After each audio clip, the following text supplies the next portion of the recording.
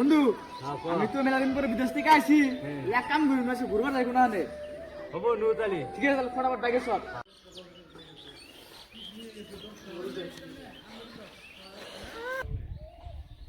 আরে ছোট লোক তুই কোন সরো তোর আঘাত আছে ব্যাগে সরা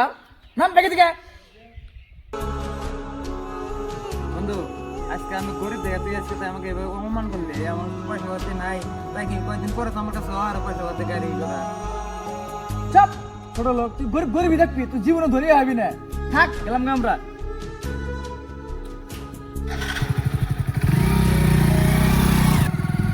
খারা খারা খারা কে আবার খারাপ হবে? আজকে যে গরিব দেখ এলি এরকম অপমান করলি পয়সা পাতি নাই দেহে